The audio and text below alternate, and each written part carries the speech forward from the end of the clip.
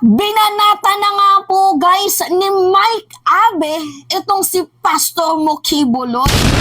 Hindi lang po banat, sinupalpal at binigyan niya pa ng payo itong si Pastor Mo Kibuloy. Actually guys, dati malapit po talagang magkaibigan yan, itong si Mike Abe at itong si Pastor Kibs. Tumagal nga po itong si Mike Abe ng humigit 1 dekada na pagtatrabaho sa SMNI. Subalit datapwat, dahil nga sa hindi marunong rumespeto ng opinyon, itong si Pastor Mo Kibs at parang kinokontrol sila sa kanilang mga sasabihin, abay hindi nakatiis itong si Mike Abe. Umalis po. Hindi na kasi nagustuhan ni Mike Abe ang environment ng SMNI. Po, tirada. Itong si Mike Abe may sariling pananaw.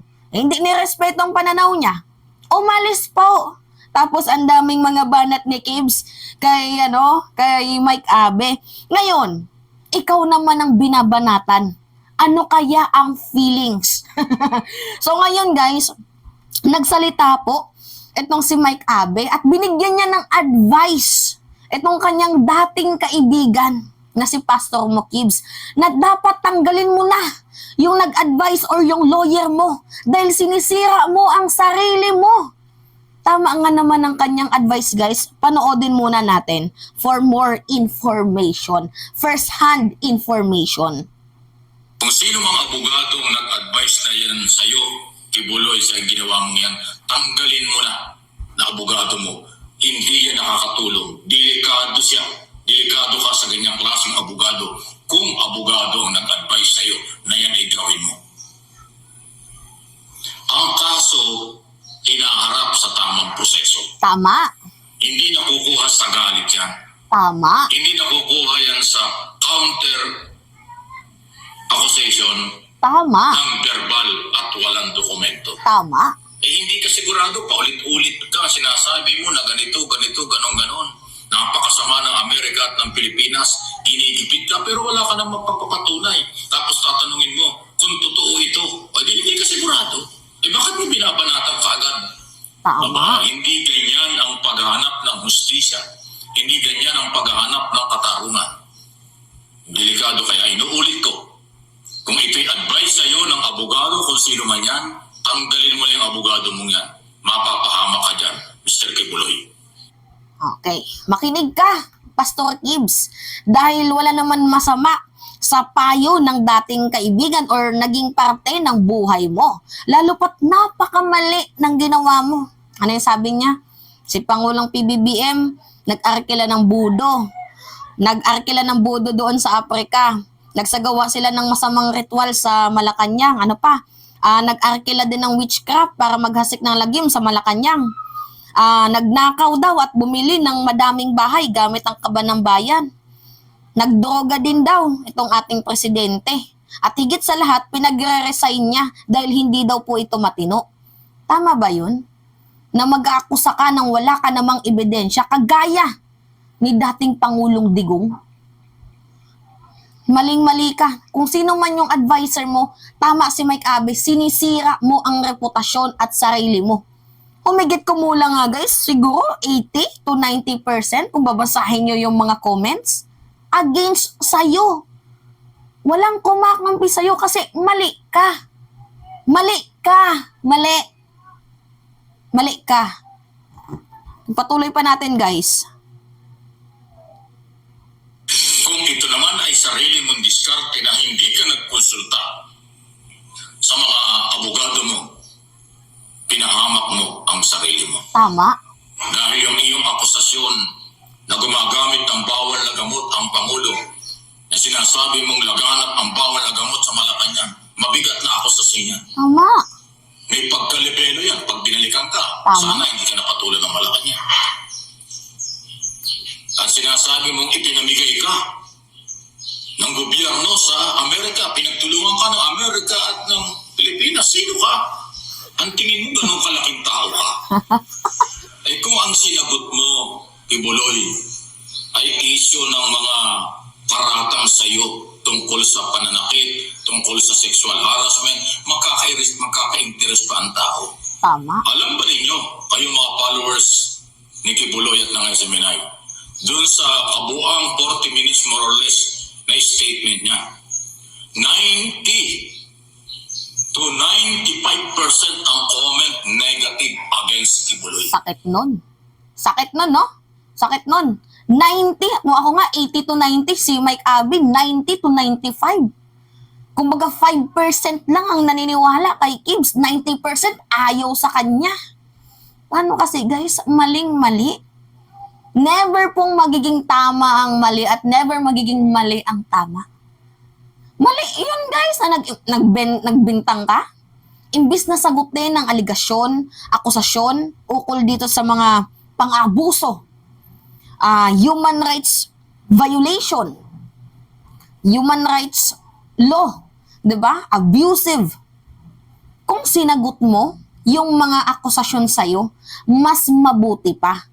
Mas nagka-interes pa ang mamamayang Pilipino at hindi ka sana inuukray. Kaso wala eh. Imbes na sagutin ng akusasyon yung ukol sa panggagahasa, ang sinagot niya, hinahabol-habol kasi nila ako. Kasi nga, may pera ako. Hindi ko naman kasalanan na pinayaman ako ng Diyos. Single ako. Kaya pinag-aagawan ako. Sa gitna ng iyong problema. Grabe. Nagawa mo pang mag-joke. Iba ka, Pastor Kibs. Naiiba ka. May tama ka na. Pagpatuloy. Hindi naniniwala sa'yo ang mga nagko-comment. Kung meron pang ilan natutuwa sa sinabi mo, member mo lang yon.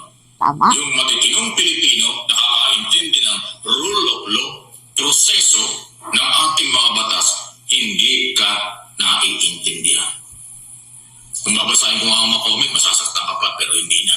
Negative na negative. Mula kahapon hanggang ngayon, negative na negative ang comment, reaksyon ng taong bayan. Di bali yung mga vlogger, taga-media, maaaring iba yung kailang pananaw. Pero yung mamamayang Pilipino dito at sa abroad, hindi mo nakuha ang suporta.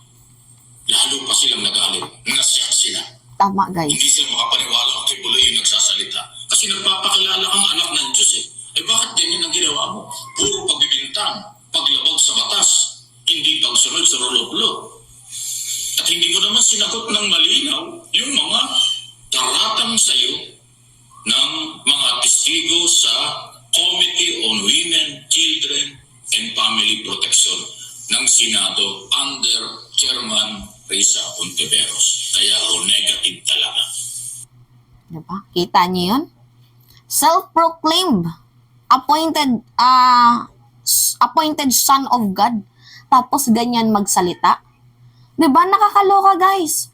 Anak ng Diyos tapos wagas kong mambintang. Ano yung sabi niya? Ipapa-assassinate daw siya ng administrasyong to. Ang dami niya pang hanash. Magnanakaw. Nag-arkila ng budo galing sa Africa. Nag-arkila ng witchcraft para mag-demonic prayer doon sa Malacanang. Tama ba yun na mag-aakusa ka, Pastor Kibs?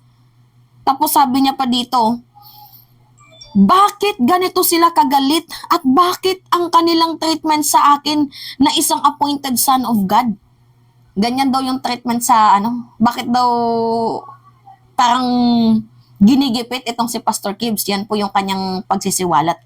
Hindi ka po ginigipit. Dumadaan ka lang po sa due process, sa legal process. Buti ka pa nga dumadaan sa rule of law. Samantalang itong mga di umano'y tenegi ng idolo mo, never pong na-defend ang kanilang sarili. Pasalamat ka nga, dumadaan ka sa rule of law and due process. Bakit hindi mo na lang sundin ang batas? Wala naman mawawala sa'yo. Talaga nga namang naiiyak siya guys kasi pag siya ay nakulong, hindi niya na magagamit yung mga luxurious life. 'Di ba? Living in a luxurious life, hindi niya na talaga yun magagawa. Talaga nga namang maiiyak ka. 'Di ba? Katulad 'di ba to, sabi niya ayaw niyang makulong kasi hindi niya na daw makikita yung apo niya. Nasanay kasi guys sa administrasyon ni Kadigungan. Etong si Digong talaga nga namang mapapalaya siya anti-US, pro-China. 'Di ba? Parehas din mangkanor. Mangkanor. 'Di ba? Nakahanap ka din ng katapat mo. Sakit, no? Nako? Ito pa yung mas masakit, guys. Kaibigan niyan pa mismo yung nagsabi. Oh, kung sino man yung lawyer mo, tanggalin mo yan. Sinisira mo sarili mo. Tapos anong sabi? Mali ka sa ginawa mong pambibintang. Sakit, no? Yung dating under mo, ngayon ina-under ka na. Anyway, justice must always prevail, and kagaya nga na sinabi ko sa isang pelikula, walang lihim ang hindi nabubunyag. So anyway, it's me again guys, si Mima Alicia Nyot, nagbabalik ulit para sa ating panibagong video.